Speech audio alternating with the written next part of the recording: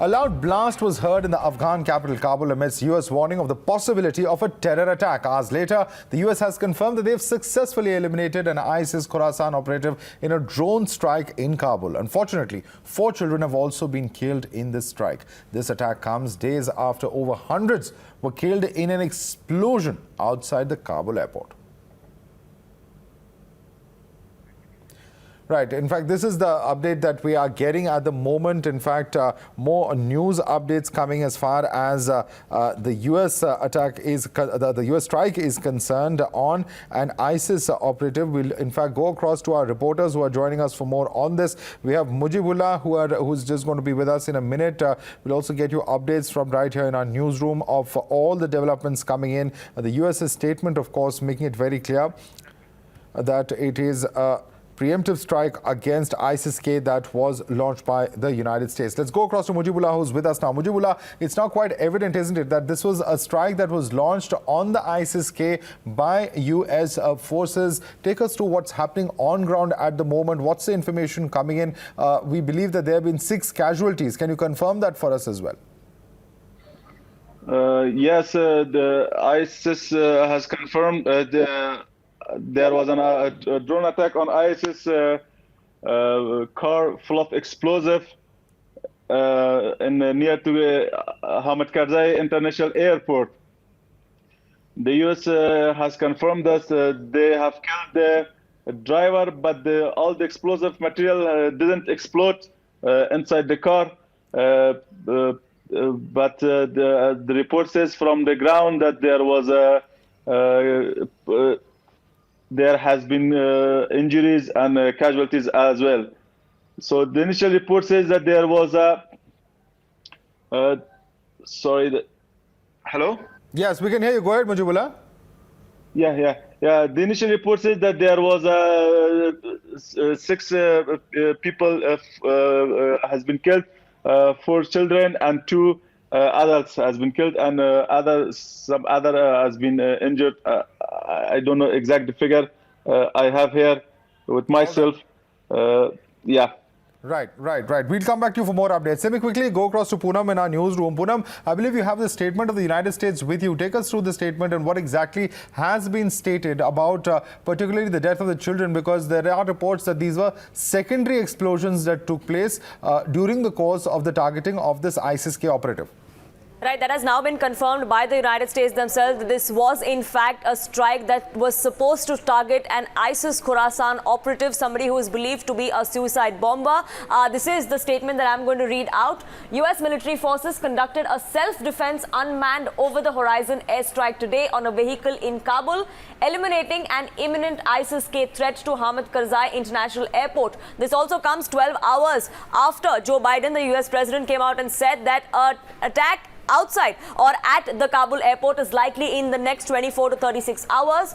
The statement goes on to read, "We are confident we successfully hit the target. Significant secondary explosions from the vehicle indicated the presence of a substantial amount of explosive material. We are assessing the possibilities of a civilian casualties, though we have no indications at this time. We remain vigilant for potential future threats." So for now, the United States has come out and said that they have no information about civilian casualties, but they also go on to say that apart from the damage that was caused by their drone strike, the fact that the vehicle which they hit had the presence of several other explosive materials that could have caused a larger explosion and could have caused the casualties that the Afghan media is now reporting. Well, absolutely. In fact, that's really the large numbers that we'll continue to track in terms of updates. Mujibullah, we'll keep coming back to you for more updates as well as when they do take place. Poonam as well as Mujibullah, I'd like to thank both of you for joining us with all of that information. And moving on, the Taliban-Pakistan nexus is open secret now. From recognizing Taliban's hostile takeover to assurance and to providing military training to Taliban, Pakistan has made it clear that it stands with Taliban terror. But now there's more evidence tumbling out of its terror patronage. ISIS Khorasan, the group being blamed for the Kabul attacks, might just be yet another front for the terror's foster parent, that is Pakistan. A report filed by the UNSC just 3 months ago shows why the world must not forget that whether it is Taliban or Al-Qaeda or ISIS, Pakistan remains the common denominator and facilitator of terror. A fact that is reiterated by former Afghan envoy Mahmoud Saikal, who is now unequivocally calling for sanctions on Pakistan. But the deep state is emboldened by China's support, and it is equally keen to endorse and engage the Taliban. All right. In fact, our guests are live with us at the moment. We have Shehzad Poonawala, lawyer, joining us. Also with us at the moment is Colonel Dinny, defense expert, joining us. Kabir Taneja, fellow with the Strategic of Studies program at ORF, is also with us. Joining us from Pakistan, Raja Faisal, a Pakistan journalist. Kamar Chima is also political analyst, joining us at the moment. Let me start with Raja Faisal. And let me ask a very, very simple and very basic question. You know, at a time when there are not one, not two, but there are multiple voices of elation coming in from Pakistan about the Taliban regime taking over in Kabul, from Imran Khan saying that it is unshackling, to the DG ISPR saying that yes, we will cooperate, we will train them. There are so many such statements that have coming in, sir. We can list out a whole lot of them. Now people, including voices from Afghanistan, are openly saying that isn't it now more than evident that Pakistan is the fountainhead of terror and all of these terror groups? And why shouldn't there be international sanctions imposed on Pakistan for actually supporting such terror from its soil?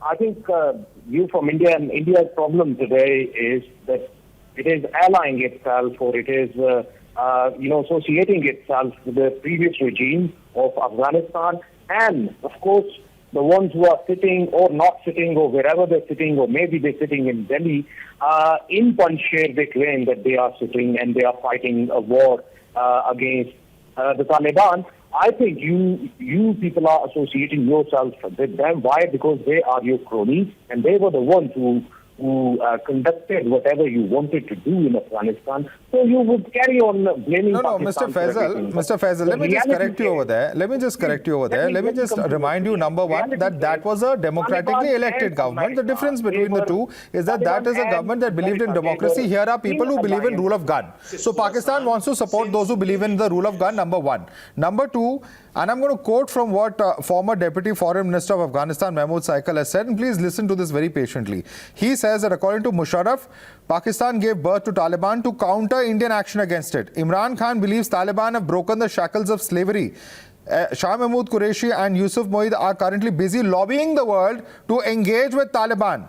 Mr. Saikal also talks about a paper where he says that the relationship between Pakistan's ISI and Afghan insurgents that has been written by Matt Waldman of the Carr Center for Human Rights Policy, and he talks about how only a policy of pressure or sanction and condition-based approachment with Pakistan can bring real positive change in Afghanistan and maintain international peace and security. So it's evidence, sir. It's not one or two incidents. The point is that why don't you just come out and admit it? Why don't you say that, yes, we support terror groups from our soil. Yes, we are the fountainhead of terror. Whether it is Taliban, whether it is ISIS-K operatives, whether it's Al-Qaeda, they are all homegrown. Ultimately, Osama was found in Abbottabad. The whole world knows that. The US knows that. So why don't you just admit it? Years, Pakistan has been fighting against TTP. Pakistan is fighting against ISIS Khorasan. Can't you see it? Pakistan is actively fighting against them. And if you talk about Taliban, if you talk about the Americans, they are in an alliance within Afghanistan against ISIS Khorasan. You need to understand this. Nearly 2 years ago, Taliban conducted a raid in Nangarhar. Sir, have you seen the UNSC report? Have you seen the UNSC report that actually refers to these same individuals? There was a tweet. The ISIS-K and the Haqqani network links. Which he said, are you aware of that, Mr. Faisal? Taliban and Mr. Faisal, forces, we haven't called you for a monologue here, sir. If you can answer questions, please answer them. Simple question of the UNSC report in June. Your problem is you don't want to listen to my answer. No. I'm listening to you. If you answer the question, please. This is a debate. This is not a monologue. There's a panel of experts here along with you. Simple question I'm asking you. Answer I give it to you. Simple question I'm giving you. Simple question I'm giving you, sir, at this moment to answer, and that is this. Have you seen the United Nations Security Council report of June, which specifically talks about the links of the Haqqani network and of the ISIS-K? What is the Haqqani network if not a Pakistan product? Well, whose product it is, everyone knows. And if you talk about the Tehreek-e-Taliban Pakistan, because they No, I'm were not talking about associating itself with Tehreek-e-Taliban. the- Answer the question on Haqqani network. Well, Haqqani network, people keep on associating them with Pakistan, but they do not have anything to do with Pakistan. It's just India which is propagating against Pakistan all the time. Right. You know, I'm just reminded what Pakistan Abdullah happens to be a Sadeh, country- the Pakistan Vice happens President to and be a current acting country president, had to for- say. for- He says it's like for Pakistan. The next thing they will do is they will disown the Quetta Shura also. Let me bring in some of our other panelists on that note. Let me bring in Kabir Taneja. Kabir Taneja, you know, this is a very, very interesting and peculiar spectacle that we have. That, you know, conditionally, whenever I'm asking about groups that originate from Pakistan, first they will shift to Tehreek-e-Taliban. And then now when I'm speaking about the specific reports and the links, they will try and deny, say that, no, we are fighting them. They are against Pakistani interest. Is that really the case on ground? Look, on the ground, it's obviously the reality everyone knows. I mean, there is no point debating this every few months, every few years, because we know where the background of most of these groups come from. I mean, you know, whether it be the Haqqanis who literally control Kabul at this point of time, and whether it be ISKP, it's very well documented that it was Pakistan that started to sow wedge between the ISKP leadership very early in the group's formation in 2014-15. If you read Dr. Antonio's and Dr. Giustosi's book, he has very well sort of, highlighted how that happened and what kind of divisions took place mostly on ethnic grounds between the Uzbek, Tajik and Pashtun commanders. So, you know, if the argument is that, you know, Pakistan was absolutely not involved in any of these issues, how come these kind of research and these studies keep coming up and pointing in the same direction? And you know, it's become a dance kind of thing. Like I mean, even right now, let's be honest, to see it from the perspective of what the US, the current today's strikes against ISKP in Kabul right now, only happened because Pakistani airspace was available for the US to use. So it's dependent on Pakistan, whether it is the construction of some of these groups or most of these groups, and even allowing the US to act against them till a certain level is also dependent on Pakistan. It's they are the puppet masters still in most cases, and I mean, you don't have to discuss this every few months and every few years. Absolutely. So, Mr. Faisal, what you're making out to be a virtue or some kind of approval of US, it is only their constraints because of which they are dealing with Pakistan. So please do not confuse that as some kind of sanction that has been given by the United States. Look, I don't know. I think till yesterday you were talking about Pakistan having good relations with Taliban, and Taliban, all of the Taliban, they are actually funded by Pakistan to enter in Taliban and in Kabul and just take over Afghanistan. And today you've just shifted yourself from Taliban to TTP, and we have been claiming for last 15 years that Pakistan has always fought against TTP, and Pakistan has always fought against ISIS Khorasan since it has emerged in Afghanistan, because it was conducting several activities in Pakistan as well, and Pakistan has been fighting against it. And now you've started talking about TTP and you started associating TTP with Pakistan. It has no truth. Today, you should be talking about... Sir, the entire terror infrastructure that exists in Afghanistan today has been supported in Pakistan. What are you talking, sir? Right, everyone from the top to the bottom of the Taliban who are currently calling the shots there, they've all been in hiding in Pakistan at several times in the past several years. We all know that. They've all sought shelter in Pakistani territory. Why are you running away from those facts? Let me bring in Colonel Dini. Colonel Dini, would you like to remind Mr. Faisal, where have all these people, starting from Mr. Akhundzada downwards, where have they been hiding the last several years? And why do they keep forgetting that Osama was found in Abbottabad? Absolutely. That is a piece of history that they don't want to even refer to or acknowledge. Their own military was hiding Osama bin Laden. I would like you to ask this question from your recent allies. I'm talking about the Americans. Why don't you go and ask Americans where they've been hiding? Thank you very much. Thank you very much for your question. But right now we are focusing on Pakistan's role. You're about to get sanctioned. There are calls coming in for a sanction. So I understand your concern and desperation. Let me bring in Colonel Dini now.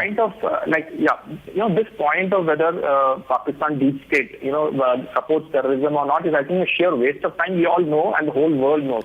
What I'm trying to tell here is something else. The Pakistan deep state was masters in creating non-state actors. Now, for the past few years, they are now mastering the art of creating non-state actors out of non-state actors. So now this ISKP is a classical example in how they are creating new concepts in which they have, why they're creating is to create a kind of a deniability factor that they can do, and they like what Mr. His name is, I think, Raja. He just comes on air and he can say that we didn't do it. But everybody knows. Now let's talk of facts.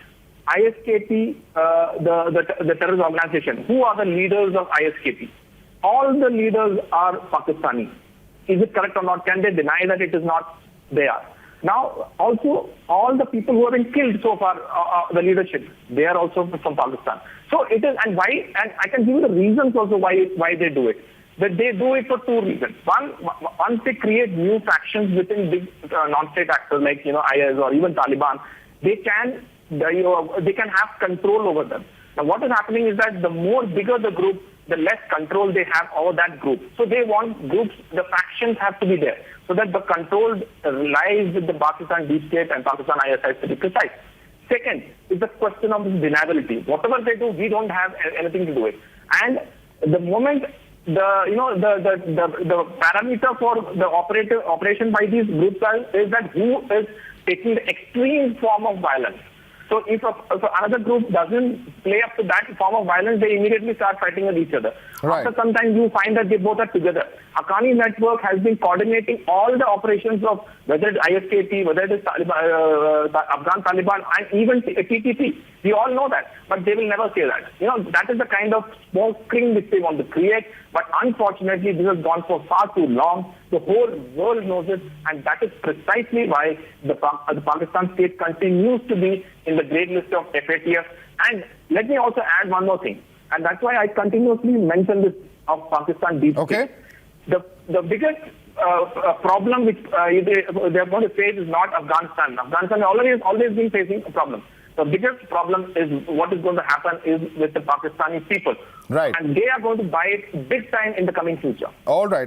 That's a very important point that you raised, and let me take that across to Qamar Chima. Qamar Chima, at the end of the day, whether it is the Al-Qaeda, whether it is the Taliban, whether it is the ISKP, all of these, the roots are the same, the cadre is same. Multiple experts have said this. You have Amrullah Saleh's comment on record, which is there. You must have seen that tweet as well. End of the day, the point is this, that this is nothing but an attempt at creating some kind of deniability or distancing from these acts of terror.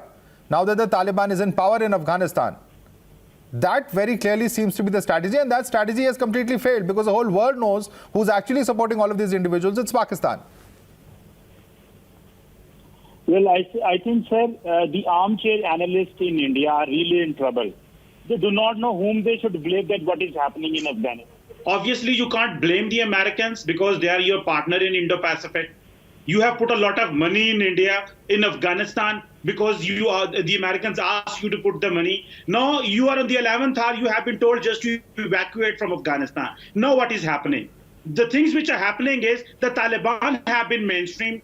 Joe Biden is saying that we will work with the Taliban to eliminate the ISIS. This is what the Joe Biden is saying. Now the Americans are coming up for the capacity building, and now they are trying to recognize to the Taliban regime in Afghanistan, and now Taliban and the Americans are going to eliminate the ISIS in Afghanistan, and then you are saying all of no, which this has is been created by Pakistan. Which has linked that to is why Pakistan is so worried now. Last point, sir. Pakistan is so concerned. No, why is Pakistan concerned then? Sir, no, why is Pakistan so concerned, sir? Whatever you want to say. No. Sir, why is Pakistan so concerned then? You have to say. Sir, isn't ISK your product? Say whatever you admit that ISK is also your product. Last point. Let me make a last point, my friend. Okay, very quickly. No, there is a problem. The problem in India is Taliban have been mainstream. Then who is to make an enemy in Afghanistan? No, the enemy is ISIS, obviously, which is everybody's enemy. Now you are saying this is Pakistan's product. Earlier, Taliban were Pakistan's product. They have been mainstream, being recognized by the Americans. Okay. Thank you. Very interesting fables that you're putting out here on television, Qamar Chima. I want Shehzad Poonawala to respond to that. Shehzad Poonawala, we are very worried right now because according to Mr. Qamar Chima, there is no option for India. But of course, Mr. Qamar Chima and Mr. Raja Faizer are all smiles because they are all their friends, whether it is ISIS, whether it is Taliban, whether it's Al-Qaeda, all their products. So whoever comes, they're very happy. See, Madhav, Pakistan is the friend, philosopher, guide of global terrorism across the world. And usually a country has an army, like India has an army, America has an army. Pakistan is the only nation where the army has a nation, or the deep state has a nation. Now it has 1.5 nations. That means it has Pakistan and it has most control in Afghanistan. And therefore you see Qamar Chima, Faisal, and even the spokesperson. Now let me complete, sir. The spokesperson of Pakistan's civilian government, in fact, went on national television on Pakistan and announced that Taliban is going to help us in Kashmir. Did she not say that? Is she not the spokesperson of Imran Khan? This is the way they are all celebrating. Now, there are a couple of reasons for that. One, in Pakistan, a majority of the section do actually ideologically associate with what is represented by the Taliban and by sections of the ISIS. There is no denying that there is an ideological comfort that Pakistani deep state has with these people. Secondly, Pakistan has no standing amongst the Afghan people. Therefore, the only way they can actually have their strategic interest, and the strategic interest is that Afghanistan gives us strategic depth. मतलब जब India से मार पड़ेगी तो अफगानिस्तान में हम enter कर जाएंगे, we can have some safe havens there. That is the reason why they are cultivating the regime change and also becoming the PR agents of the Taliban. Now, third point that I want to ask, if Pakistan has not had any role in all of this, even in Taliban's earlier variant, you would remember Mullah Omar, who gave him training, who gave him refuge. When the Americans came, where was he shielded? Where were all the Taliban people eventually in Peshawar and in those areas around the Afghan-Pakistan border, which is basically a free entry for all of them? That's where they were sheltered and they were given patronage. Can anybody deny this? So Pakistan is the Janani of Taliban, Pakistan is the Janani of IS Khorasan, and this is the ideological and the strategic Janani.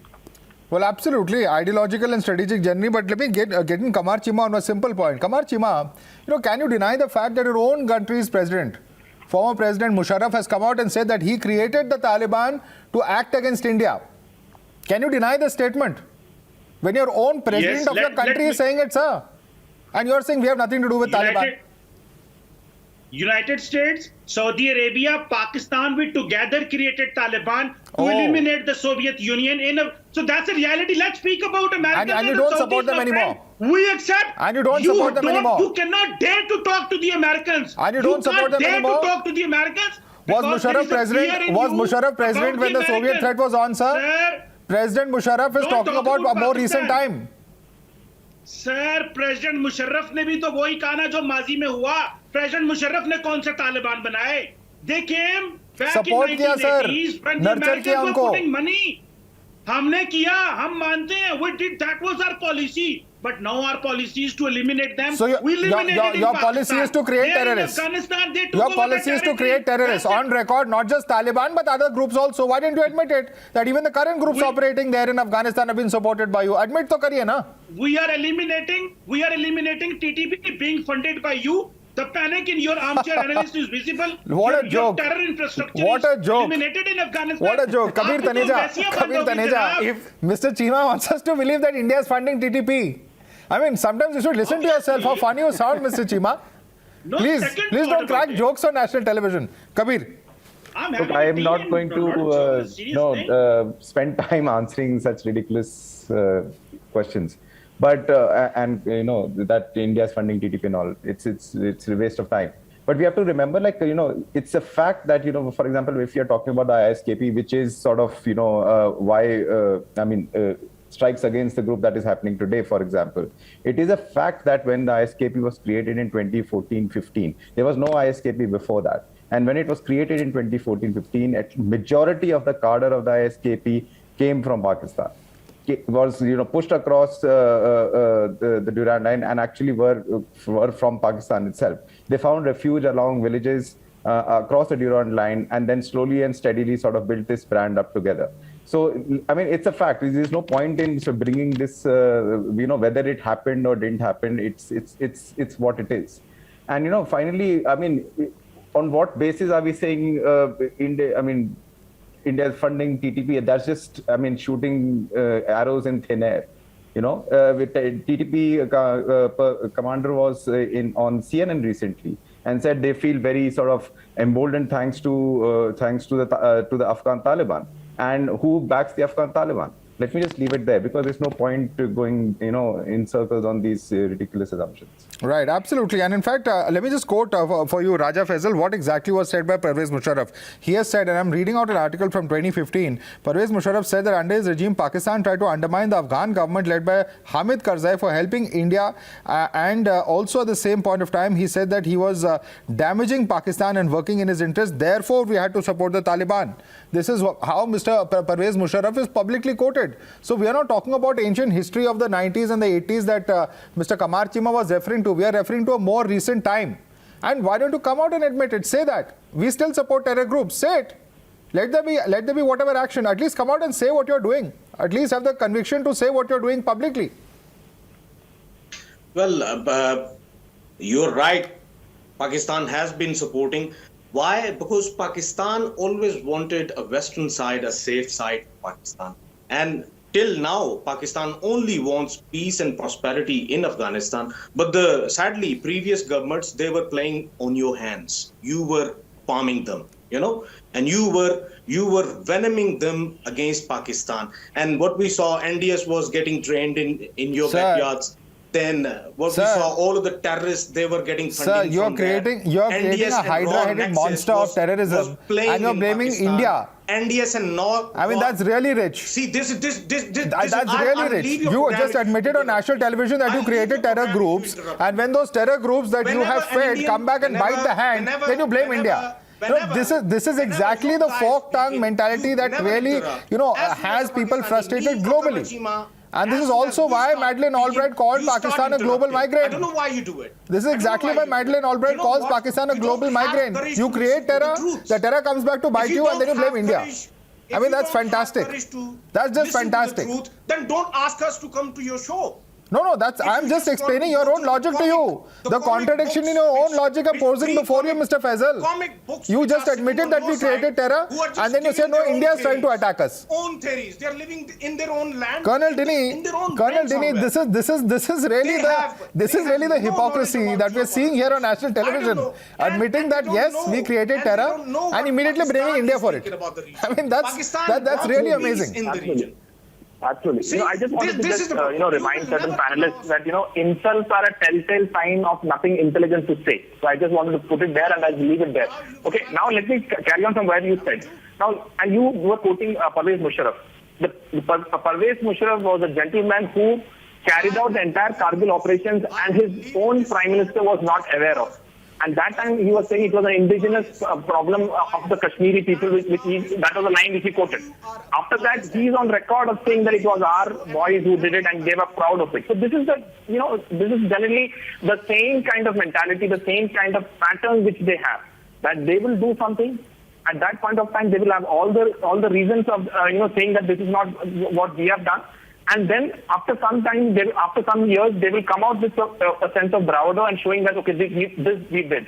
Now, one more issue which I just want to highlight is like when I think Kamar was trying to highlight that now US is aligning with Taliban to take on the ISKP. This is precisely what the ISI wanted.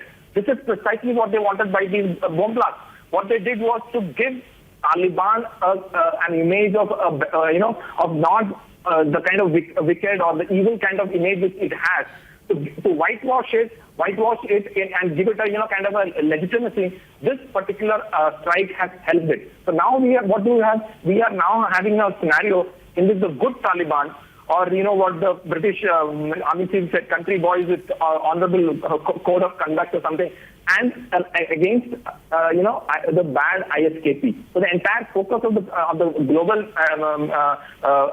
people are now shifted to the bad ISKP, and now Taliban has been whitewashed. And therefore, the influence of ISI continues to remain in Afghanistan. Otherwise, they were under tremendous pressure because the pictures and all the optics which were moving on, people being thrown across the aircraft, some people are falling down. The entire narrative was changing, and with these two bomb blasts, they have just changed the narrative, and now the narrative is the fight between good Taliban and bad ISKP. That's what is happening. Absolutely, that's what they're trying to do. But let me bring in Kamar Chima on that. Kamar Chima, simple question. You know, if you have nothing to do with the current Taliban, you said that what we supported, we created Taliban way back then against the Soviet Union in the 90s, in the 80s, I beg your pardon. But the point I'm asking you is this. If you have no concern about the current regime of the Taliban, why is Mr. Qureshi, tom-tomming every country, going around saying that, no, we must recognize this Taliban regime? You know, way back a month ago, he even criticized Amrullah Saleh for raising questions about the Taliban. Why are you so concerned about this regime of Taliban in Afghanistan, sir, if you have nothing to do with it? Well, the first thing is, Pakistan will definitely have a regional approach as far as the recognition of Taliban is concerned. But let me ask you, why the Indian Foreign Minister Jaishankar is contacting with the Taliban? Why your foreign office is in contact with the Taliban? Why you are worried, sir? No, because it is a globally recognized terrorist group, because it commits the worst kind of human rights violations, which of course people in Pakistan don't care about. It has committed atrocities on human beings and women and children, which are there on screen, sir. So please don't ask me why we are so concerned. Every citizen in the world is concerned that you are supporting a terrorist organization that is committing the worst kind of crimes against humanity. So don't be sitting there smug and asking us questions about why people are concerned. You are turning a blind eye to the worst crimes against humanity. This is a situation that the world is watching, Mr. Kamar Chima.